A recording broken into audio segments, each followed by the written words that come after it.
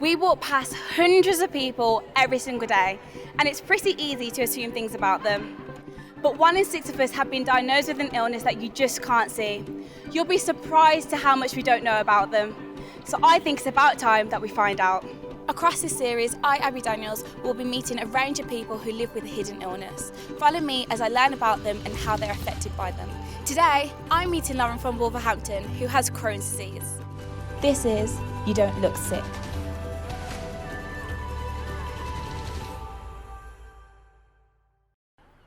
Even though it's common, I don't know what Crohn's is. So I'm here to find out how many people do. Have you heard of Crohn's disease before? I have, yes. No, I don't know what that is. Crohn's disease. I don't actually know. A friend of mine sadly passed away from it, and a boss of mine sadly passed away from it as well. I don't actually know. I've heard of it. My friend's got it, but I'm not actually too sure. Crohn's disease is an incurable condition that can cause any part of the digestive tract to be inflamed. In Lauren's case, the large intestine was so inflamed that it had to be surgically removed. A massive 115,000 people in the UK have Crohn's disease, so it's crazy just how many of us don't know what it is. I want to speak to Lauren and learn about how her Crohn's has affected her life. So I was diagnosed with Crohn's disease about 3 years ago when I was 19. So how did you end up in hospital? How did the diagnosis come about? So it all started a few weeks before I ended up in hospital. I was going to my GP quite frequently because I was really struggling to eat. But my GP basically told me I just had a bug. So I didn't go to hospital as soon as I could have done, really. I could have gone a lot sooner to prevent what's happened. But I just couldn't drink water either. So when I was drinking, it came straight back up. When I was eating, I'd lost probably about 4 stone. Wow. Yeah. How did that make you feel? Was you upset, frustrated? Because you knew that there was something wrong, but your doctor... It was very frustrating because I really felt like I wasn't being taken seriously by the GP. Yeah. I was uncertain of what it was, but I was sure it wasn't just a bug because it had gone on for a long time.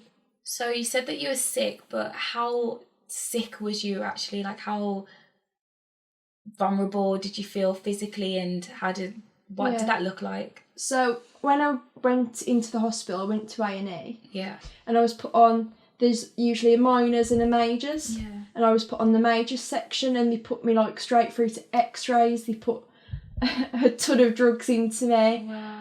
Yeah. I think they were unsure about how I was still alive. Yeah. Because my body was literally just shutting down because I couldn't eat, I couldn't drink. Yeah. I was very, very frail. What did that feel like to know that your body isn't responding, but you can't do anything about it? Like, how did that make you feel, like, in your mind? Like, very, very out of control. It was scary, but it was really overwhelming. I was petrified. So how did your family deal with knowing that you was really, really, really ill? Well, they didn't actually show me any emotion. Like, my mum prepped them before they come into my hospital room, like, don't you cry in front of her. Wow. Don't just be happy. And like, they just were. They were so happy and positive for me. Where do you think you would be if you didn't have as much support as you did? Oh, not here. Not here. Wow. I don't think I'd still be alive, to be honest. Really? Yeah. How long until you was told that it was Crohn's? It was a little while. They never definitely said it could be Crohn's until they removed my bowel and my operation. Wow. And that was when you just got everything taken out? Yeah, that's where they took my intestine out, and they ended up giving me a stoma bag, and I had an ileostomy, which is where they put the bowel through, like my stomach tissue. Wow. And now I poop into a little bag on my stomach. That is absolutely mind-blowing. So how is it right now? Like, I would never even be able to tell that you have that on. Yeah. But how is it dressing with it? Like, just living with having that bag, like sleeping with it? What's that like? At first it was a little bit uncomfortable because you've just got to get used to it. But right now I'm really comfortable with it. I really wish people just knew more about it because they just need to understand. Yeah, I don't even know what one looks like. Do you want to see? Do you want to see my bag? If you don't mind, I don't. No, it's fine. Okay. Yeah, please. So it's a bit weird. Just a little bit. What side do you have it on? Like I can't. This that side. side. Okay. It's a different sort of stoma if it's on the other side. Oh, okay. So Wow. this is the stoma bag. Oh, I thought it was going to be see-through for some reason. I suppose it's probably better not to be for what's going to go in there. yeah. That's really cool. I mean, it's only little, so Does it feel heavy or anything? no. Oh. And like, there's my scar. I mean, you can't really see the scar anymore. No, they did that really Yeah. neatly. And what's this, like, just the thing to stick? Yeah, that's Yeah. just how it sticks down. Like, if you want to peel it off, you just... Oh, wow. How often do you change that? This actual bag part I change, like, every day. And you just throw it away and get a new one? Yeah. Wow. Throw it away. And is this waterproof? Yeah, I see. waterproof or waterproof. Even the sticky Yeah, part? even the sticky part. That's so interesting. So did that take a lot of getting used to? A little bit, yeah, because it's just a completely new, like, way of life, isn't it? So I had to get used to the fact that, like, changing it so often. Yeah. But other than that, realistically, You zip it up so quickly. it's That just is- life. Like, I you just know. live with it, so And you just like that is all done it's just all done. Just and put that through. That's so interesting. Yeah. Oh, thank you so much for showing me. no worries.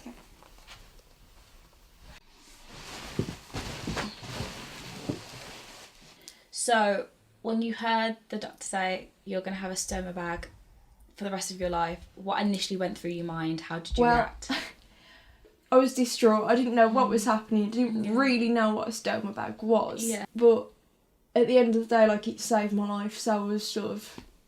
I just wanted to get on with it. Yeah, you got used to it. Yeah. So, yeah, living with Crohn's, what is that like practically out in public? Realistically, when I go out, I need to know where toilets are, because with the Crohn's, it can become urgent for people like me to go to toilet. Like, right now, I might not need it, but then in about 15 seconds' time, I'll need to go right then and there. Like, it's urgent. And so, do you normally go to a disabled toilet or just normal public toilets?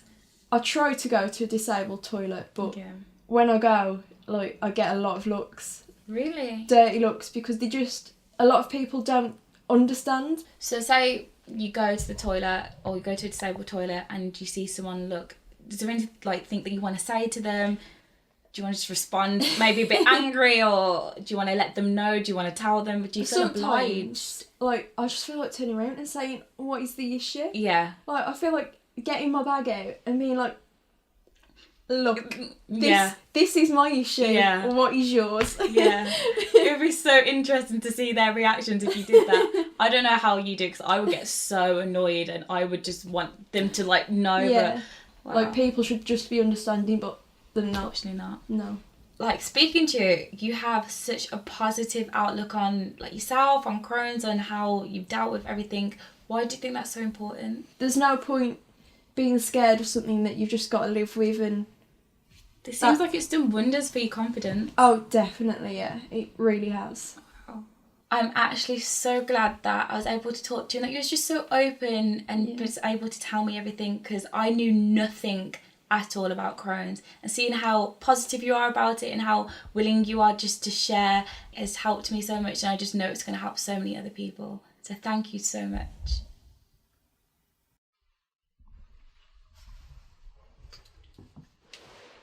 So I can't believe that something like Crohn's has impacted Lauren's life so much, but I know nothing about it, and I know so many people don't. So I just want to see what there is out there about Crohn's, and if I can just get some more information about it. I'm looking and I'm seeing a lot of medical things about Crohn's, but I don't see a lot of information about people that live with it and how they get support for it, which is a bit annoying to see, to be fair.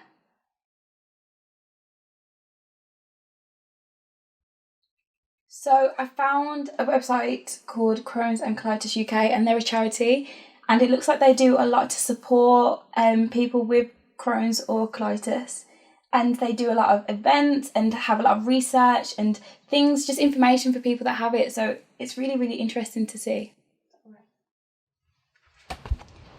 I actually really respect Lauren. The fact that she could talk about everything that she's been through so openly with me and just educate me. I knew nothing, and even though I didn't know much about it, I thought maybe I'd know a bit more than I did, but she was just so open, and it's made me realise how many other hidden illnesses are out there that we don't know about, and I think it's so important that I definitely find out more.